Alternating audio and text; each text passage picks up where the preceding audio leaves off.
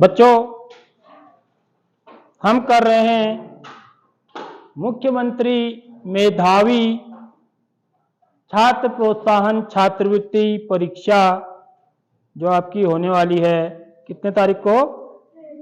30 तारीख को। उसकी तैयारी कर रहे हैं। तो उस परीक्षा में आपको 2 चीजें मिलेंगी जब आप परीक्षा देने जाएंगे। एक तो आपको प्रश्न पत्र मिलेगा और दूसरी चीज आपको OMR सीट मिलेगी, जिसको कि हमने भरना आपको बता दिया गया है कि OMR सीट को कैसे हम भरते हैं। तो आपको क्या करना है, जो प्रश्न पत्र मिलेगा उससे आपको प्रश्नों को हल करना है और जो उसका सही विकल्प होगा, क्योंकि आपको हर प्रश्न में A, B, C, D करके 4 विकल्प दिए होंगे, तो आप प्रश्न को हल करेंगे गणित में, ठीक है। और जो भी विकल्प सही होगा उसको आप OMR सीट में गोला लगाएंगे, ठीक है। वहां पर A के आगे गोला, B के आगे फिर गोला लगा होगा, C के आगे फिर गोला होगा और D के आगे फिर गोला होगा। जैसे पहला प्रश्न है मेरा, तो यहां पर प्रश्न संख्या 1 लिखा होगा, फिर नीचे 2, 3, 4 ऐसे करके चलते जाएंगे प्रश्न, जितने भी होंगे सबके आगे से यही होगा A, B, C, D करके। तो जो भी विकल्प सही होगा आपको OMR सीट में, माना किसी पहले प्रश्न का उत्तर B सही है, तो B के आगे जो गोला बना हुआ है देखिए, ठीक है, ये वाला बना है, तो इसको क्या करना है आपको, ऐसे करके डार्क करना है। किससे? पेन से, पेन या पेंसिल जो भी लिखा होगा उसमें, ये ऐसे करके, बाकी को नहीं करना है, मिस्टेक नहीं करनी है। 2-2 विकल्प पर आपको डार्क नहीं करना है, ठीक है। B पर भी D पर भी कर दोगे तो फिर वो आपका, फिर उसको काट पाट नहीं होती, इसमें साफ साफ काम करना होता है, गलत नहीं करना है, ठीक है। क्योंकि उसके बाद फिर यदि आपने 2 पर कर दिया माना, तो फिर कंप्यूटर जो मशीन होगी, जो कंप्यूटर से जुड़ी होती है, वो उसको पढ़ नहीं पाएगी, ठीक है। तो आपको उसमें अंक नहीं मिलेंगे, तो इसलिए इस बात का ध्यान रखना है। आपको प्रश्न पत्र में भले आप टिक कर लो या न करो, लेकिन OMR सीट में जरूर करना है, ठीक है, हल, इस बात का ध्यान रखना है। तो अब हम इस प्रश्न की ओर बढ़ रहे हैं। देखिए प्रश्न संख्या 6, 5 प्रश्न हमने कर चुके हैं। आज देखिए ये प्रश्न कर रहे हैं, आयत से संबंधित है, परिमाप से संबंधित। अब परिमाप क्या होता है बच्चों, सबसे पहले आप ये समझ लीजिए, ये एक आयत, एक ऐसी आकृति होती है, देखिए ये क्या है, एक आयत है, जैसे कागज का पन्ना है, देखिए ये क्या है, ये एक आयत है। तो इसकी पहचान क्या होती है, आयत की पहचान यह होती है कि उसके जो आमने सामने की जो भुजाएं होती है, ये वाली भुजा और नीचे वाली ये आमने सामने की भुजाएं कहलाती, ये और ये बराबर होती है लंबाई में, है नहीं है। ये वाली भुजा इस भुजा के बराबर है, आमने सामने की भुजाएं बराबर होती हैं। आप नाप के देखेंगे इसको, ठीक है, आप स्केल से नाप के देख सकते हैं, जितना सेंटीमीटर ये वाली भुजा होगी उतनी ही सेंटीमीटर ये वाली भुजा भी होगी, जितनी सेंटीमीटर ये वाली भुजा होगी उतनी ही सेंटीमीटर ये वाली भुजा भी होगी। तो आयत की क्या पहचान होती है कि उसके आमने सामने की भुजाएं बराबर होती हैं, पहली बात। और दूसरी बात, उसका हर एक कोण, यहां पर कोण बनता है, देखिए ये जो कोण बन रहा होगा, जहां पर भी इसके शीर्ष हैं, इनको शीर्ष बोलते हैं, 4 शीर्ष हैं इसके, तो ये शीर्षों पर जो कोण बन रहा होगा, कोनों पर, तो हर कोण कितने अंश का होगा, 90 अंश का, तो इसको आप चांदा से नाप के भी देख सकते हैं है या नहीं है करके। तो हमको करके देखना है चीजों को, तो करके देखोगे तब आपको पता चलेगा। ठीक है, तो दो बात होती है, पहली बात आमने सामने की भुजाएं बराबर होती हैं, दूसरी बात प्रत्येक कोण, 4 कोण बनेंगे तो प्रत्येक कोण 90 अंश का होगा, यह आयत की पहचान होती है। तो मैंने इसको यहां पर दिखा दिया, देखिए सैंपल पर बना दिया। ठीक है, हमारे चारों तरफ बहुत सारी आयताकार आकृतियां हैं, जैसे ये सैंपल देखो, ये भी आयताकार है। ठीक, और भी बहुत सारी चीजें आपको आयताकार मिलेंगी। ये दरवाजा देखो, ये आयताकार है। तो इनके परिमाप और क्षेत्रफल निकालने की हमको जरूरत पड़ती है दैनिक जीवन में। अब परिमाप क्या होता है, देखो बच्चों, जैसे ये सैंपल से ही समझ लो। तो यहां पर ना इसके किनारे किनारे क्या लगा रखी है, पट्टी लगा रखी है, पट्टी लगाई है ना। तो इस पट्टी लगाने में क्या लगा है, एल्यूमिनियम का है, तो इसकी कुछ लंबाई होगी ना, होगी नहीं होगी, इसी को परिमाप बोलते हैं।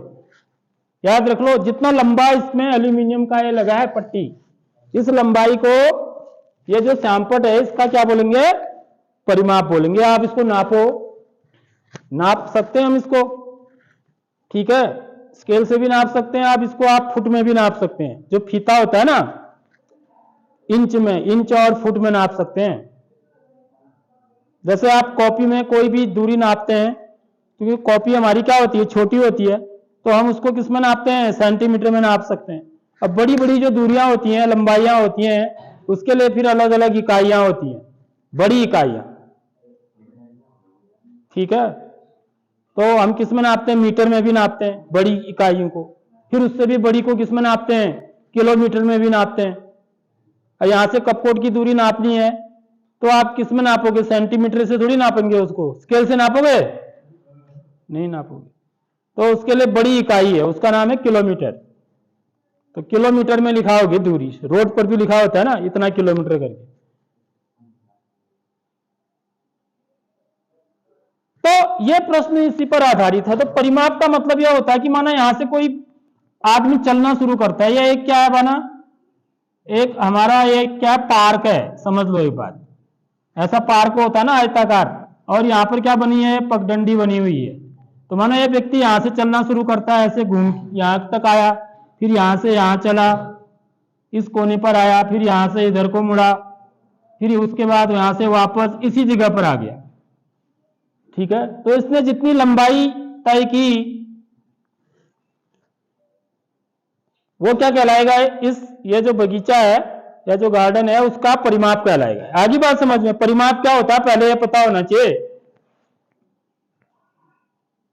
तो परिमाप हम सीधे भी निकाल सकते हैं और सूत्र के द्वारा भी निकाल सकते हैं। ठीक है, ये इसकी लंबाई कहलाती है बच्चों, आयत की लंबाई बोलते हैं, यहां से लेके यहां तक की दूरी को।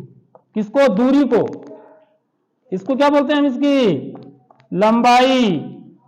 इसको किससे दिखाते हैं, एल से, लेंथ। ठीक है, और ये इसकी क्या कहलाती है, चौड़ाई। यहां से लेके यहां तक की दूरी है, यह दूरी इसकी चौड़ाई कहलाती है।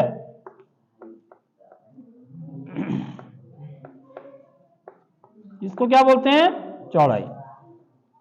और इसको किससे दिखाते हैं, बी से। बी क्या है, इसको दिखाने के लिए एक प्रतीक है, क्योंकि अंग्रेजी में इसको ब्रिथ बोलते हैं।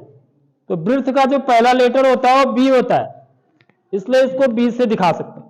ठीक है, ये किससे दिखाते हैं आपकी मर्जी है, बाकी इसको लंबाई बोलते हैं, इसको चौड़ाई बोलते हैं। ये एल है, ये यहां से यहां तक की दूरी एल है। अब मैं लंबाई न बोल के एल बोल दे रहा हूं। ठीक है, यहां से यहां तक की दूरी एल है, तो यह दूरी भी कितनी होगी, एल ही होगी। यह दूरी बी है, तो ये वाली दूरी भी कितनी होगी, बी ही होगी। समझ रहे हो नहीं समझ रहे हो बात, मतलब यदि यह दूरी 10 सेंटीमीटर है, यह वाली दूरी, तो यह दूरी भी कितनी होगी बच्चों, 10 सेंटीमीटर होगी। और यदि ये दूरी कितनी सेंटीमीटर है, 6 सेंटीमीटर है यहां से यहां तक, तो ये दूरी भी कितनी होगी, 6 सेंटीमीटर होगी। आ रही बात समझ में? तो क्योंकि आयत की आमने सामने की भुजाएं क्या होती हैं, बराबर होती हैं। इसके सामने यह है, ये आपस में बराबर, इसके सामने यह है, ये आपस में बराबर, और हर एक कोण कितने अंश का होगा, ये किनारे जो कोण बन रहे हैं ये सब 90 अंश के होंगे। ये सब कोण कितने अंश के होते हैं, 90 अंश के कोण को क्या बोलते हैं, समकोण बोलते हैं। तो ये बातें पता होनी चाहिए आयत के बारे में, क्योंकि आपका सबसे पहले जो परिमाप और क्षेत्रफल निकालने के लिए जो सबसे पहले आकृति हमारे पास होती है वो आयत और वर्ग होते हैं। समझ में आ रही बात? उसके बाद वृत्त भी होता है। ये 3 चीजों पर सवाल आपके पूछे जा सकते हैं, आयत, वर्ग और वृत्त पर, इनके परिमाप और क्षेत्रफल पर। ठीक है, तो अब ये सवाल क्या बोल रहा है देखिए, अब आप इससे समझ जाएंगे। एक आयत की लंबाई 12 मीटर है, यहां पर लंबाई कितने मीटर है बच्चों, 12 मीटर है। तो ये 12 मीटर है, तो ये दूरी भी कितनी होगी, 12 मीटर होगी। आमने सामने की भुजाएं बराबर है। ठीक है, ये भुजा इस भुजा के बराबर और ये वाली भुजा इस भुजा के बराबर। और चौड़ाई दे रखी है, चौड़ाई कितनी दे रखी है बच्चों, 15 मीटर। तो ये वाली दूरी भी कितनी होगी, 15 मीटर होगी। अब मैं आपको परिमाप सीधे निकालना का तरीका बताता हूं बिना सूत्र के। ठीक है, बिना सूत्र के हम, अब ये प्रश्न क्या बोल रहा है देखो, यदि एक आयत की लंबाई 12 मीटर व चौड़ाई 15 मीटर है तो ऐसे 2 आयतों का परिमाप होगा। देखो यहां पर इस तरह सा घुमा दिया इसने, एक आयत का नहीं बोल रहा है वो, कितने आयत का बोल रहा है, 2 आयतों का परिमाप कर रहा है। तो यानी कि आप 2 आयतों का परिमाप कैसे निकालोगे, दोनों आयत कैसे हैं, बराबर है, इसी आकार के हैं मतलब।